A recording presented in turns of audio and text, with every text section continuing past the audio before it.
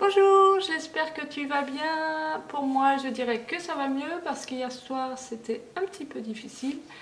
J'ai une personne proche de mon entourage qui m'a partagé un petit peu son quotidien en tant que soignant.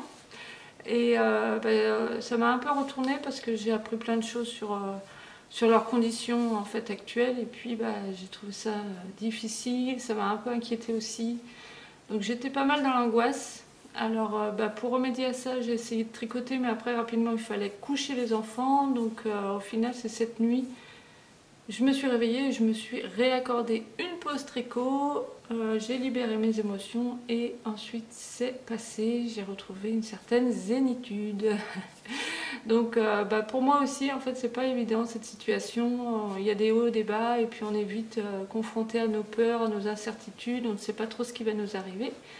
Donc ce n'est quand même pas facile tous les jours. Mais on fait avec et surtout aujourd'hui c'est le printemps.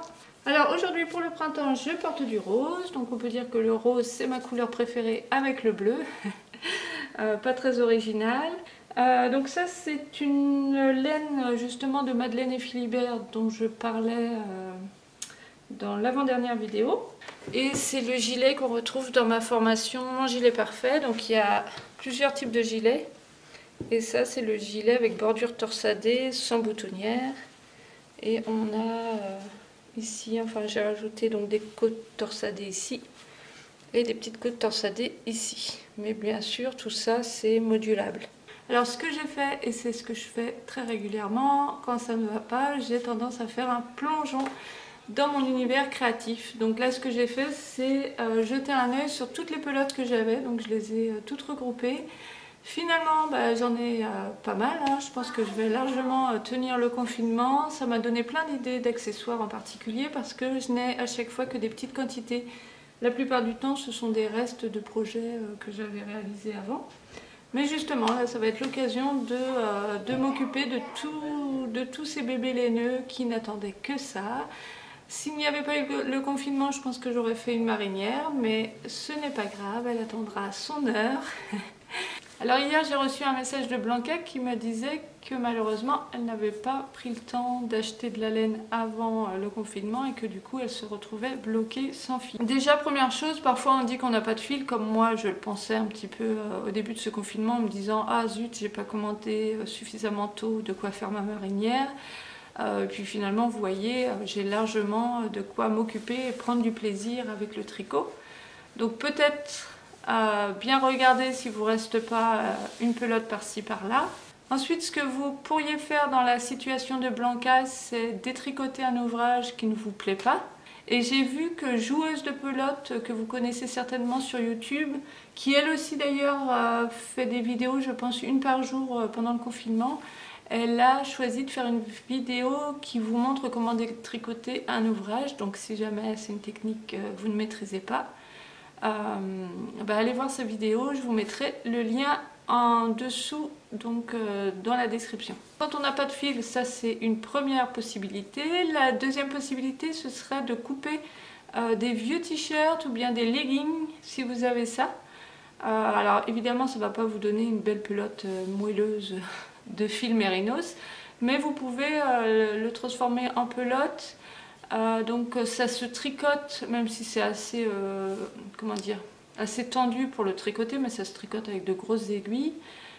Et puis ça va permettre de fabriquer des accessoires plutôt. Donc parfois il y en a qui font des petits paniers aussi au crochet avec ce matériel.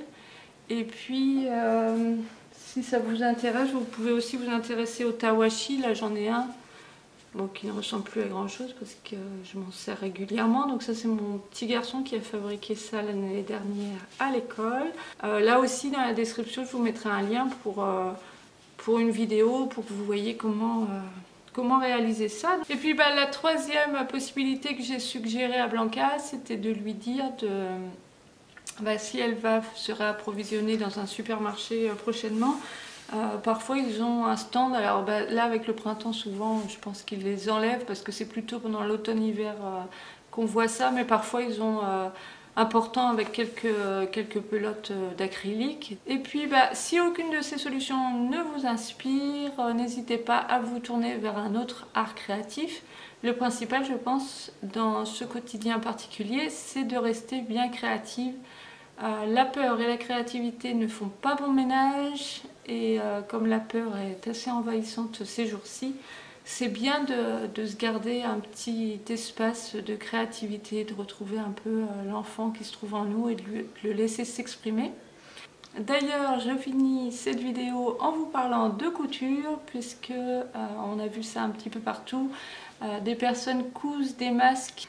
Et du coup, j'ai reçu un message d'Yvette qui me proposait différents patrons. J'ai aussi vu qu'il y a une blogueuse que je suis, qui est Jennifer, du blog Couture Facile, qui a fait un article à ce sujet. Donc je vais vous mettre le lien dans la description. Le fait d'aider les autres, c'est quelque chose d'important justement pour donner du sens.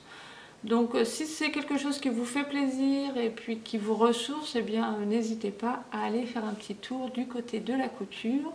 Et puis je vous retrouve lundi, j'espère fraîche, en pleine forme et avec uniquement des bonnes nouvelles à annoncer. Et eh bien, je vous souhaite un très bon week-end, à très bientôt, merci de me suivre et merci pour votre gentillesse. C'est vraiment agréable de se sentir ainsi entouré. Alors gros bisous et bon tricot ou bien belle créativité!